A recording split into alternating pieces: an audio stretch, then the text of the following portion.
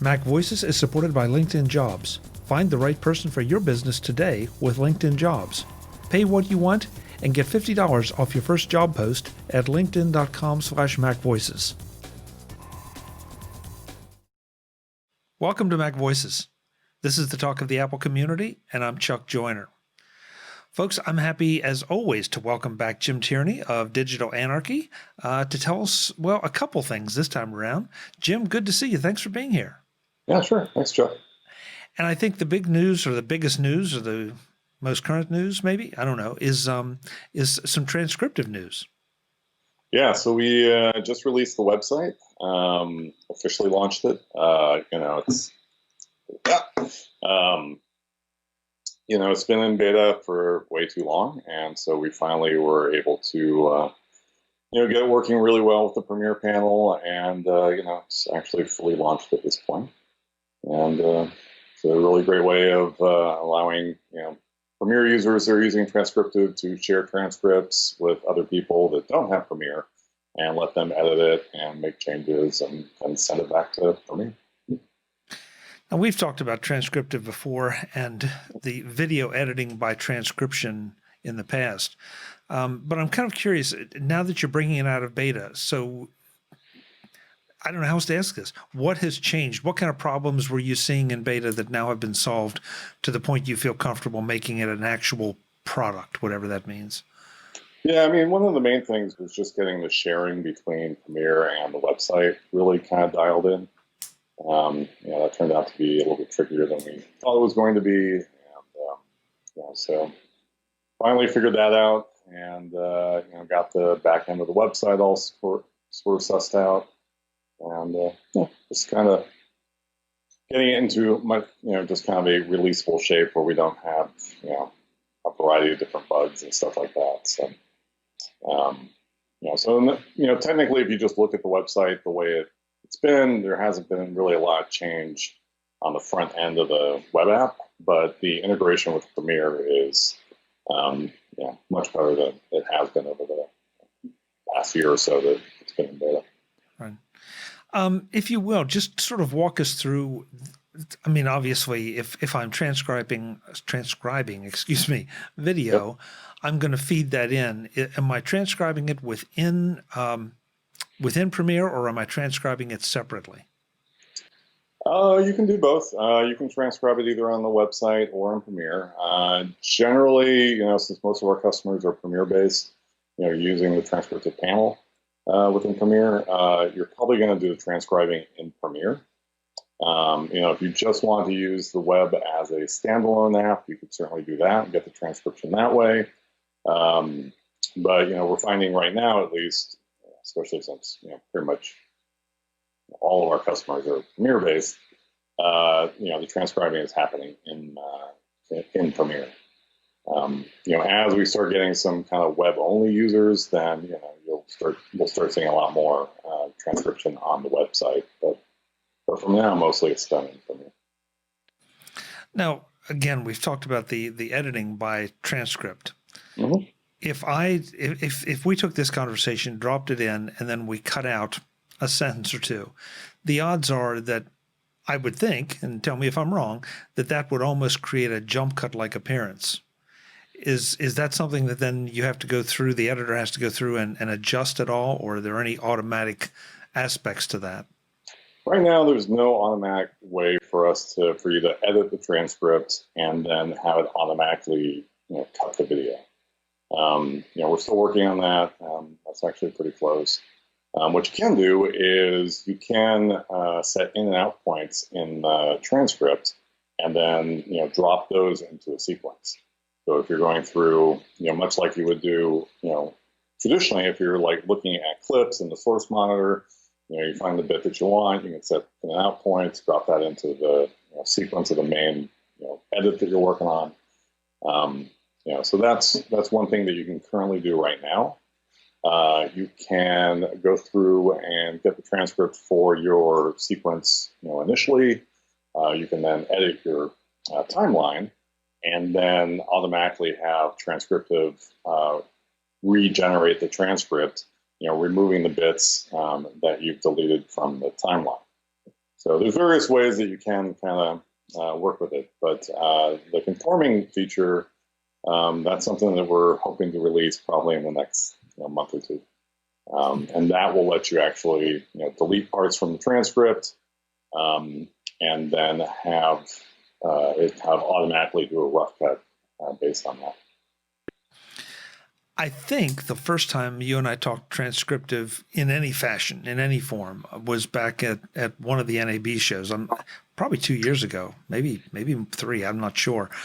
And then transcription was sort of a hot topic. It feels like with more and more machine learning coming on board and artificial intelligence, whatever that means at this point, because it seems like there are many flavors. I mean, how have things evolved? Because this whole idea is such a hot topic. Not necessarily just the editing. I mean, that's for the video professionals, but just transcription in general.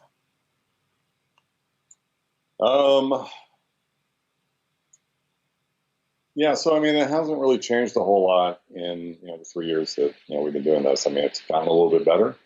I think in a lot of cases, what people are running into with AI and machine learning is just what the limits are of it.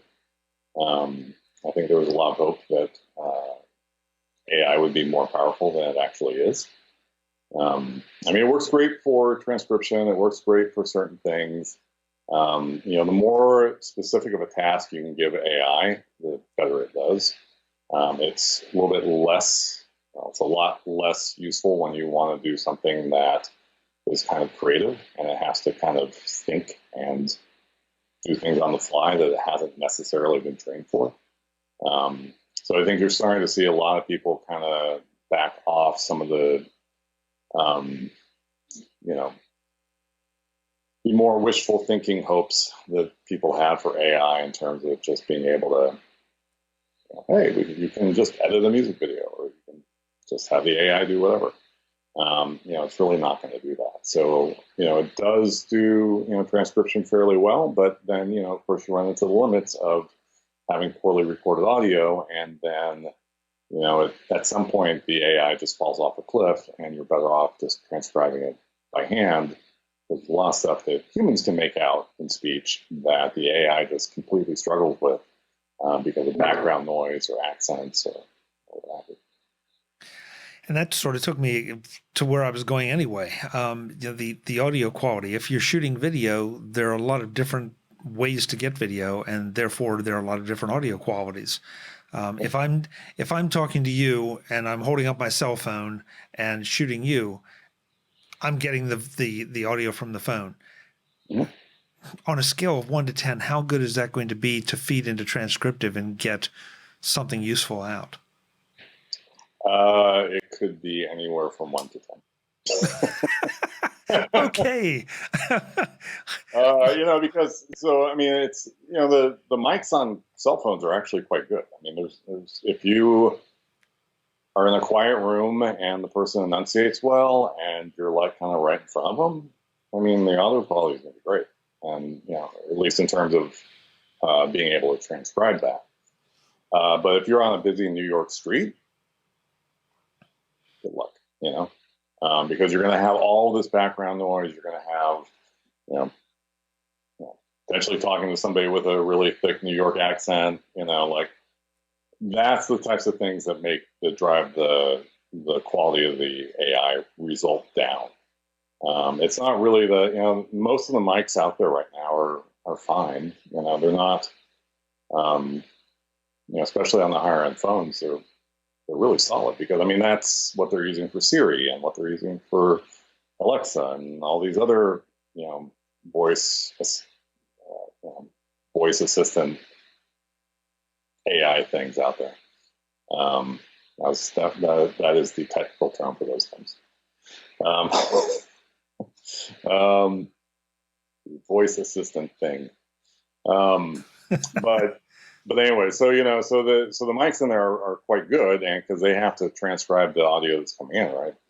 So if there isn't a lot of background noise, it's going to be great. But and this goes for the same, even if you're mic'd up with professional quality mics, if you're in like doing a man on the street interview and there's just a ton of background noise, you're still going to have a harder time transcribing that. And if there's, if you've got one mic set on a stage and you've got a panel discussion going on, that's where it starts to get, difficult. Well, when you have, especially in a panel discussion situation, you have people talking over each other. A good example might be if for the folks that are using Zoom out there or the Google product, watch what happens to the camera because the mic's being triggered by the camera, or excuse me, the camera's being triggered by the mic, and the mic doesn't know what to do. So whoever talks loudest at any given moment may override somebody that you really want to hear. I mean, it could be something as simple as a sneeze, and the camera goes to the person that sneezed while the other person's talking, and then it'll go back. So, think about, pretend you're an AI or pretend you're machine learning. What do you do with that? Because, how does it know? We know what a sneeze sounds like, but an AI really doesn't at this point.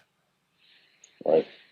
Yeah, I mean, exactly. So it's really not the mic quality. It's really just, whatever's going on in the interview, outside, in the environment, and all that stuff. So, there's a lot of factors. I mean, the more technical the discussion is, if you're trying to transcribe, let's say, a medical presentation or something, it may have a harder time with that. If you've got more background noise, that's going to make the transcription quality less. Accents, and it's getting better at these types of things. But, right now, the ability to transcribe poor quality audio has gotten much better than it was when we initially launched like 3 years ago. Kind of that threshold where it kind of falls off a cliff as it keeps getting lower. But at some point, the AI really just kind of goes, the accuracy falls off enough that you're just like, all right, well, this didn't really work out. At least in terms of something like captions. If you're just using it for search or something, then 85% accuracy might be good enough. But if you're trying to use it for captions or something like that, then you really want it to be at least 90%, preferably up around 95%. Right. Again, knowing that you because of what you do are a little more focused on the video aspect of it, but is Transcriptive something that anyone can use if they desire to have something transcribed, an audio or video? Yeah, sure. That's what the website's all about, right? So you can upload any audio or video file, podcast or this interview or whatever, and we'll transcribe it. It'll then you can then download a rich text file. You can download a caption file. So yeah, there's lots of ways to use it. You don't necessarily have to have Premiere, but that's kind of been our focus since the beginning. And so we're kind of Premiere centric, but the website is kind of extending that into just general web users. And so hopefully it works out for a little bit broader audience than just Premiere editors. What kind of pricing is there at this point? Am I buying by the minute, or do I buy bundles, or how does it work? Yeah, so the basic kind of pay as you go, it's 8 cents a minute for transcriptions. If you have the Premiere panel is $149, and you can just transcribe whatever you want at 8 cents a minute. You can also buy minutes in bulk. So if you're willing to pay $150 for a block of minutes, that gets the cost down to 4 cents a minute. So you can, if you're doing a lot of transcribing, if you have a lot of footage, that's a really cost-effective way of doing it. The website is $19 a month if you don't own Premiere or Transcriptive for Premiere. It's $8 a month if you do. So if you already have Transcriptive for Premiere and you just want to edit transcripts in a web browser instead of in Premiere, that's an additional $8 a month. But if you want to have, like, say, a client create an account on transcriptive.com, that's $19 a month. And of course, you can pay yearly, and that's $160. So it's the kind of usual subscription-based thing. Yeah. You can pay monthly or save like 30% if you buy an annual subscription. 4 cents a minute does not sound bad at all. I mean, that's the bulk price, of course, but gee, for 4 cents a minute, I mean, that's 100 minutes for what, $4? Am I doing my math right? Yeah, it's $2.40 an hour. So, yeah. Okay. Yeah. not too No, not at all. Not at all. Yeah, we're trying to encourage people to transcribe, as much stuff as possible, right? So, we're trying to get the cost down, and transcript is designed to be used, and for that to be used, there has to be transcripts. So, the more stuff that gets transcribed, the more useful it's going to be. So. This edition of MacVoices is supported by LinkedIn Jobs. Make your next great hire with LinkedIn Jobs. There's something about fall that makes everyone pause and reevaluate things, and that's true with businesses too. Budgets, strategic planning, and more happen at companies all over the world. Whether you are filling slots vacated by retiring employees or looking to hire someone new for something new, you want to do it with LinkedIn Jobs. Getting started is easier than ever with new features to help you find those qualified candidates quickly. Manage your job posts and candidate contacts from a single view on the LinkedIn.com website that you're already using. To make the process even easier, LinkedIn Jobs has a rating system to help you get your job in front of the most qualified candidates. Easy to use, already familiar interface, a huge talent pool, and ways to evaluate your potential hires. Those are all in LinkedIn Jobs. But it gets better. When your business is ready to make that next hire, find the right person with LinkedIn Jobs. You can pay what you want and get the first $50 off. Just visit linkedin.com/MacVoices. Again, that's linkedin.com/MacVoices to get $50 off your first job post. Terms and conditions apply. Thanks to LinkedIn Jobs for their support of MacVoices. Well, the other thing that we want to talk about is something that, if I understood our pre-show conversation correctly, that's impending, and that's Flicker Free. So tell the uninitiated what Flicker Free is. So Flicker Free is one of our biggest products. It's used for deep flickering video. And you see this a lot with like slow motion. You see it with time-lapse footage. You see it with drones. But the most common flicker that we see is cameras and lights being out of sync. So you kind of get this rolling band effect. And the lights in the camera can be out of sync for all sorts of reasons. Traditionally, it's been because you had like a camera set up for the US and you went over to Europe and shot there. And because the camera is set up for the 60 hertz electricity that we have here, when you get to Europe where it's 50 hertz, the camera and the lights are out of sync, and that causes this rolling band effect. And you can see it if you try and shoot a computer monitor, but the really common thing now is LED lights, which also cause this effect, especially if they're dimmed. And that's, if they're dimmed, it makes for all sorts of wacky refresh rates that the camera just doesn't handle. So Flicker Free is designed to kind of solve all those problems. And so we're about to release Flicker Free 2.0. Pretty stoked about it. Yeah, I would think you would be, and a lot of us should be. But how do you solve that problem? If you don't mind going too technical, because like I'm under LED lights right now. I've tried to shoot computer monitors, and as you said, you get that rolling effect. I mean, is this just a one thing that you just drop in, or are there adjustments to it to solve different levels of the problem? Yeah, we try and make it as easy as possible. There's really only about 5 or 6 different parameters to play with, and of course, there's a bunch of presets to try. Really what it is for us is looking at, a wide variety of frames and then trying to find the correct luminance for any given frame. So we might be looking at 21 different frames to figure out what one frame looks like. And so traditionally, it's been a pretty slow effect because we have to kind of load all these frames into memory, analyze them, and then render out the single frame. So the big improvement with 2.0 is speed.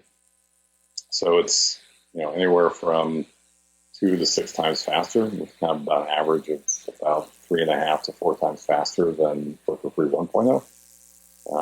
We're seeing some pretty huge differences in Final Cut, which is great, and Premiere as well. After Effects, for a variety of reasons, is not responding quite as well as we would like. So it's more of a 2x improvement in After Effects. But for Premiere and Final Cut, it's up around 4 on average. So after I apply Flicker Free, do I notice any change in the quality of my video, brightness or quality, or not resolution? I guess that's not the right one, but or does it just fix the problem and the problem just goes away and that's it? Well, you'll notice it, because what's happening is some frames are lighter, some frames are darker. And so you'll see, usually what happens is it will either, bring all the frames up to the brighter frame or bring them all down to the darker frame. And so depending on what frame you're looking at, you will see a pretty significant difference in the brightness of the image. One of the other big new features in it is the ability to handle camera motion. With 1.0, if you had a moving camera, it was much harder for us to figure out what the correct luminance would be without having sort of like ghost images. And so we've done a much better job of kind of minimizing that problem, the ghosting. And it's a lot easier to kind of deal with situations where the subject is moving a lot, like a dancer, or where the camera is just moving a lot. But yeah, you will notice, brightness shift on some of the frames as we try and even everything out.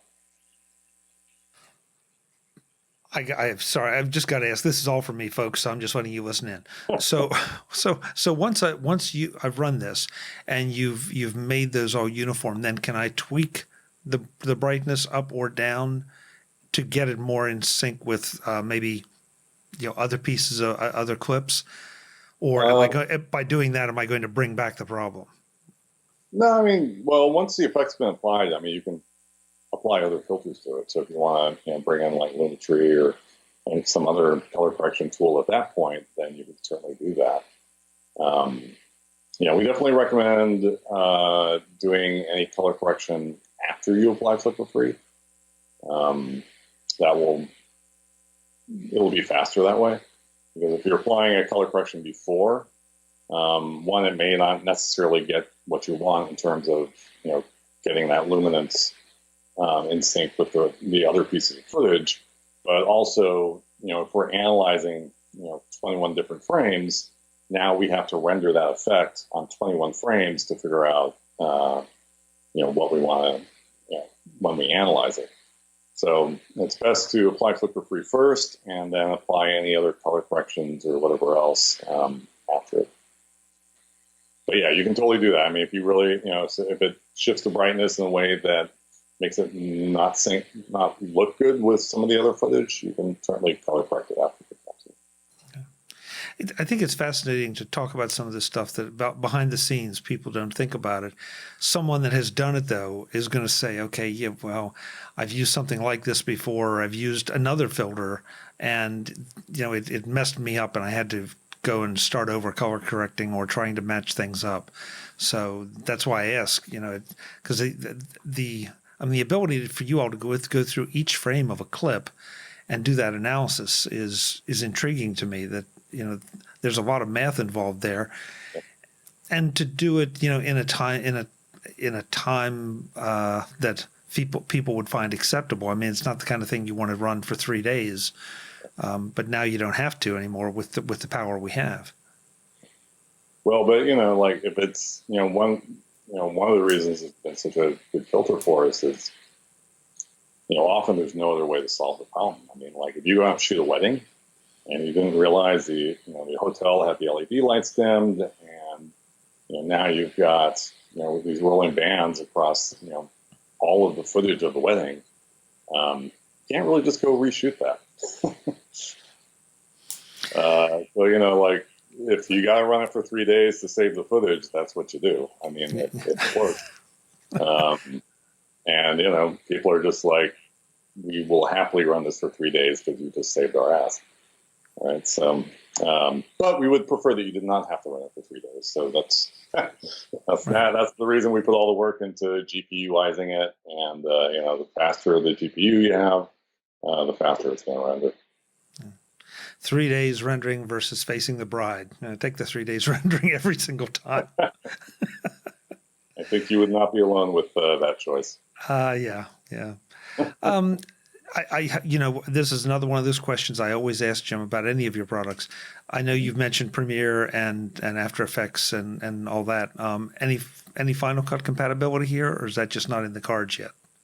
No, Final Cut. Yeah. So, we're seeing a huge improvement with Final Cut. So Final Cut's, about 4x as well. And possibly a little bit more, depending. So we're pretty excited about the release for Final Cut. We'll also have a Resolve version.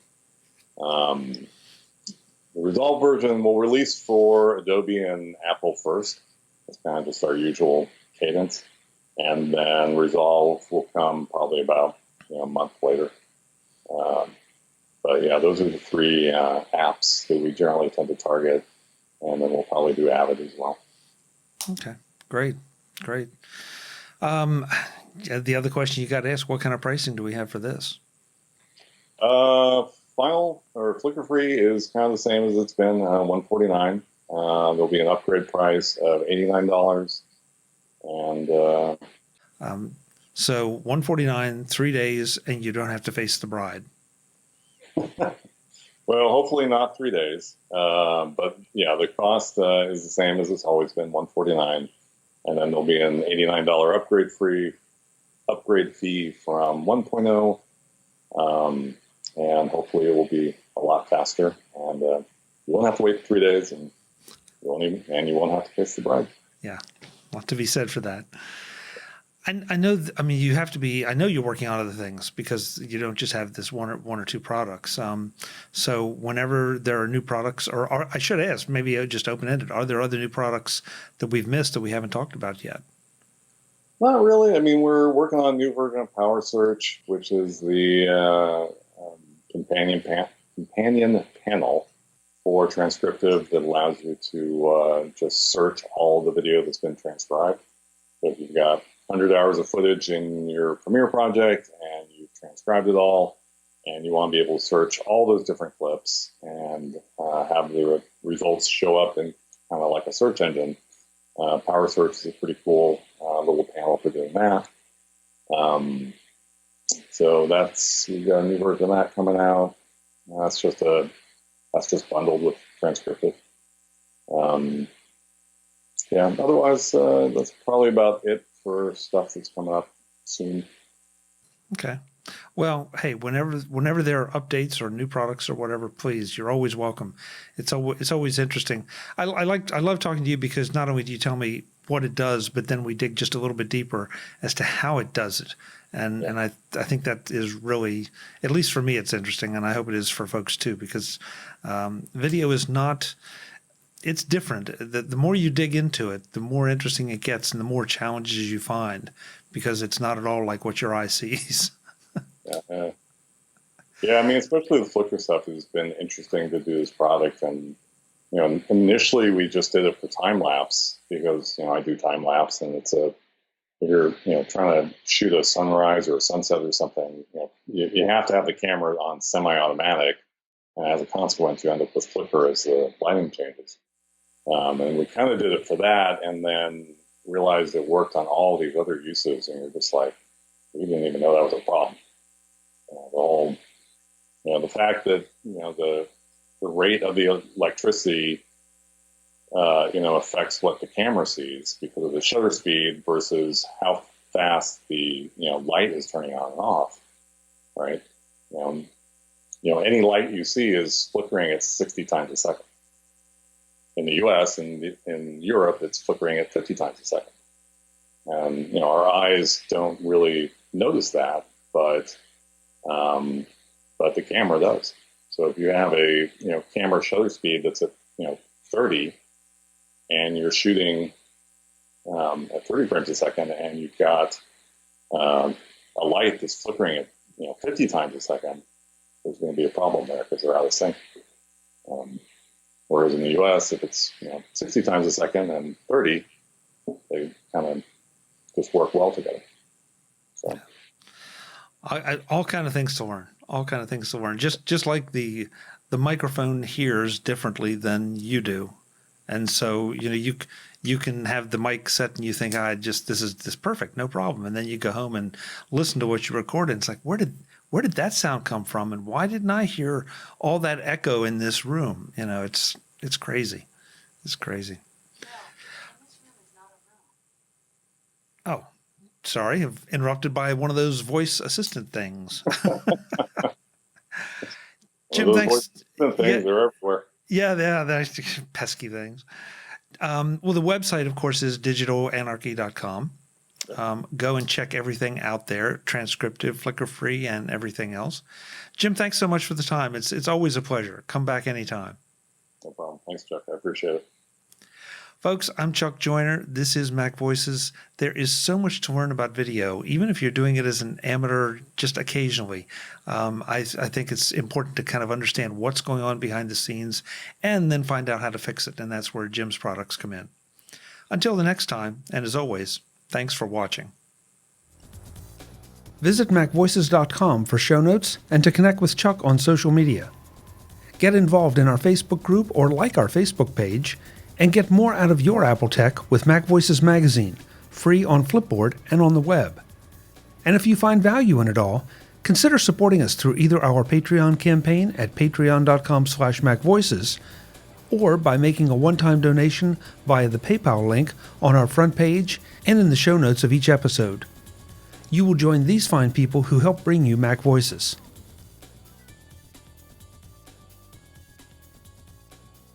Advertising handled by Backbeat Media at backbeatmedia.com.